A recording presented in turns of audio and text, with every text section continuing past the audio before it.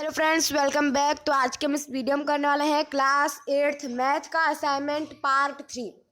Friends, part 3 में हम लोग करेंगे क्वेश्चन चैप्टर नंबर 15 से। पार्ट 2 में हम लोगों ने चैप्टर नंबर 14 तक का सॉल्यूशन देख लिया था। चैप्टर नंबर 15 और चैप्टर नंबर 16 पे आए हैं हम लोग MCQ के। चैप्टर नंबर 15 का question number 1, the coordinate of the origin are. देखो, कोऑर्डिनेट ऑफ द ओरिजिन तो आता है आपका 0 0, तो यहाँ पे आपका आंसर आएगा option A. Next, a point which lies on both axis is, वह पॉइंट जो दोनों ही एक्सिस पे आता हो वो कौन सा पॉइंट होता है। तो यहाँ पे ये जो है 0 जो है वो वाई यूनिट पे भी आता है और एक्स यूनिट पे भी आता है, इसलिए 0 0 जो है वो हमारा दोनों एक्सिस पे आता है। 0 और 2 लाइज ऑन दी, 0 और 2 ये दोनों कौन से लाइन पे लाइज होंगे। तो ये दोनों वाई की यूनिट पे लाइज होंगे, यहाँ पे 0 1 2, ठीक है। तो ये वाई यूनिट पे लाइज होंगे। नाउ 8 और 9 में से, यहाँ पे आपको पूछा गया है 8 और 9 में से एक्स कोऑर्डिनेट पे कौन सा आएगा। तो ये हो गया हमारा एक लाइन, ये हमारा एक्स और ये हमारा वाई, ठीक है। यहाँ पे होता है हमारा 0 और यहाँ पे आपको पूछा गया है 8 और 9 में से एक्स कोऑर्डिनेट पे कौन सा आएगा। तो फ्रेंड्स, अगर मैं आपको बता दूं, पहला नंबर जो होता है वो हमेशा एक्स कोऑर्डिनेट पे होता है और दूसरा नंबर जो होता है वो हमेशा वाई कोऑर्डिनेट पे होता है। तो यहाँ पे आपको 8 पहला है, 8 पूछा है, यानी 8 जो है वो आपका एक्स कोऑर्डिनेट पे आएगा और वाई जो है वो आपका 9 वाई कोऑर्डिनेट पे आएगा, ठीक है। चैप्टर नंबर 16 का question number 1, an even number is divisible by dash leaving 0 remainder. तो 2। Second number, a number divisible by 6 is also divisible by dash. जो नंबर 6 से डिविजिबल हो सकता है वो नंबर 2 से भी डिविजिबल हो सकता है, इसलिए यहाँ पे आपका आंसर 2 आया है। Then if a division n divided by 5 leaves a remainder of 1, then dash must be the ones digit of n। तो आएगा 1 और 6। उसी तरह से आपका 4th क्वेश्चन भी है ये, if a division n divided by 5 leaves a remainder of 3, जिसमें 3 रिमाइंडर बचना चाहिए, then dash must be the ones digit of n। तो 3 और 8 ये 2 डिजिट है, ठीक है।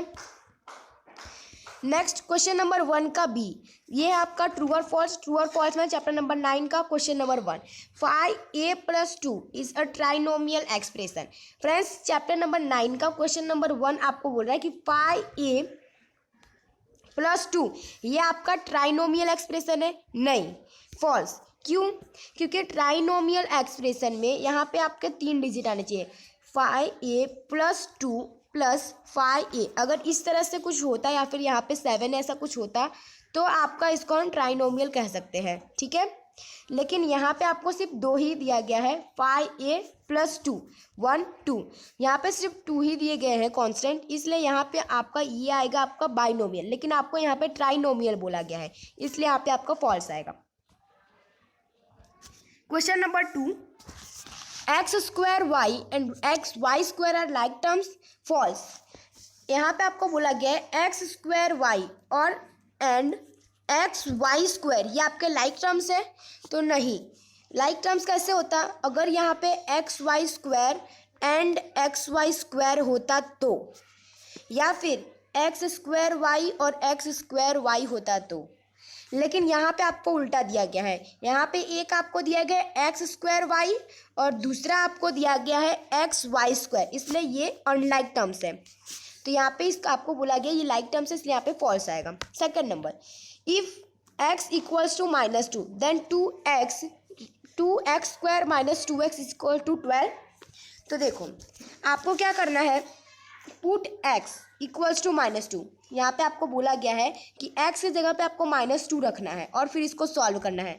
तो अगर आप इसको सॉल्व करोगे 2 -2, यहाँ पे आपको x की जगह पे -2 रखना है, तो -2 का स्क्वायर, ठीक है।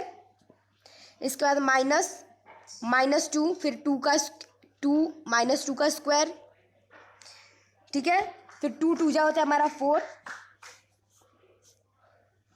2 2 जा 4 होता है, माइनस की साइन लगाएंगे, 2 2 जा 4 होता है, इस पर भी माइनस की साइन आएगी। देन 4 + 2 × 4 होता है, सॉरी, 2 4 जा होता है हमारा 8 और ये 4, यानी कि 8 इंटू 4, 8 प्लस 4 आ जाएगा यहाँ पे आपका। अगर 8 प्लस 4 होता है हमारा 12, तो यहाँ पे आपका आंसर 12 आ गया, यानी कि ये ट्रू है। आपको क्या रखना है कि आपको क्या करना है, सिर्फ x की जगह पे आपको -2 रख के सॉल्व करना है। Then question number 4, the perimeter of a square having x metre side is 4x square metre. False. कैसे? आपको यहाँ पे गिवन साइड ऑफ स्क्वायर है x मीटर, और पेरीमीटर ऑफ स्क्वायर का फॉर्मूला होता है 4 इंटू साइड।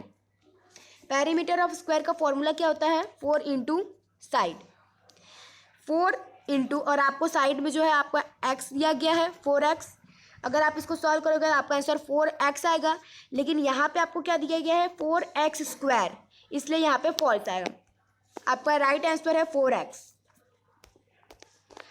चैप्टर नंबर 10 का question number 1, die is a cuboid shape in shape. Die जो होता है वो क्यूबॉइड शेप का होता है? नहीं। क्यों? डाइस जो है वो क्यूब शेप का होता है। डाई क्यूब शेप का होता है, क्यूबॉइड शेप का नहीं होता है। इस तरह से डाइस आपका इस तरह से होता है फ्रेंड्स, ठीक है।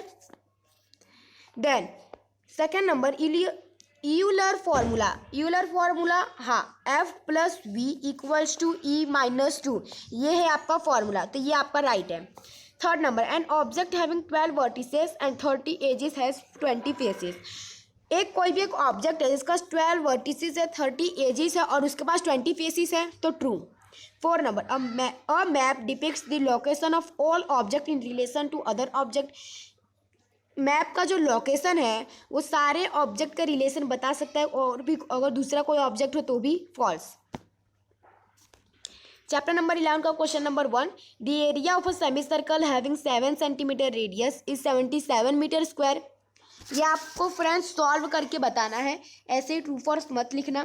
यहाँ पे आपको रेडियस दिया गया है और रेडियस आपको यहाँ पे 7 मीटर दिया गया है, जैसे कि आप यहाँ पे देख सकते हैं। रेडियस आपको 7 मीटर दिया गया है, और एरिया ऑफ सेमी सर्कल का फॉर्मूला होता है half into pi r square, ठीक है।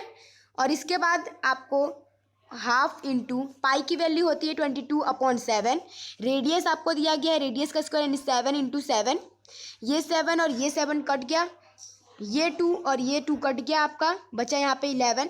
यहाँ पे आपको क्या बचा? 11 इंटू 7। 11 इंटू 7 क्या होता है हमारा? 77 सेंटीमीटर स्क्वायर। तो ये आपका आंसर राइट है, फर्स्ट नंबर का ट्रू आएगा।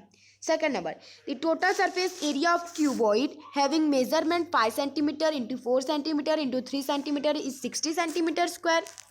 तो यहाँ पे आपको क्या बोला है कि एक टोटल सरफेस एरिया है क्यूबॉइड का जिसका मेजरमेंट है 5 सेंटीमीटर, उसका 5 सेंटीमीटर उसकी लेंथ है, 4 सेंटीमीटर उसकी ब्रीथ है, 3 सेंटीमीटर उसकी हाइट है, ठीक है। क्या है?